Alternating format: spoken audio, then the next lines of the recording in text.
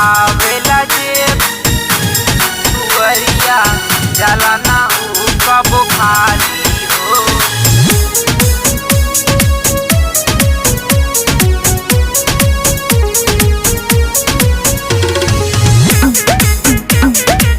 प्रेम से बोलो शेरा वाली मैया की। जे भी करेला देवी माई से अरजिया करेली पूरा हो, करेली पूरा हो, करेली पूरा हो। जे भी करेला देवी माई से अरजिया करेली पूरा हो। आवेला जे भी माई के दुअरिया जाला ना ऊ कबो खाली हो। आवेला जे भी माई के दुअरिया जाला ना ऊ कबो खाली हो। आवेला जे दुअरिया जाला ना ऊ कबो खाली हो।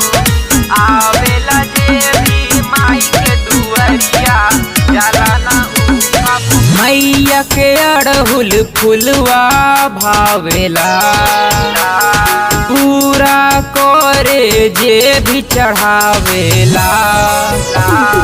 मैया के मूर्ति लियाई पंडित जी से पूजा कराई।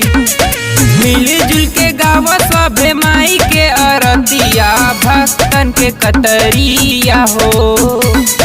आवेला जे भी माई के दुअरिया जाला ना ऊ कबो खाली हो। आवेला जे भी माई के दुअरिया जाला ना ऊ कबो खाली हो। आवेला जे दुअरिया जाला ना ऊ कबो खाली हो। आवेला जे भी माई के दुअरिया जाला ना ऊ कबो खाली हो।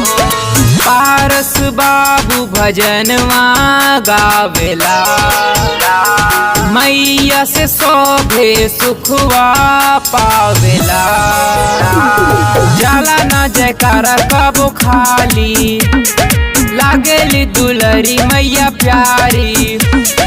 सन्नी के सपना पूरा करी है मैया फेरी है नजरिया हो।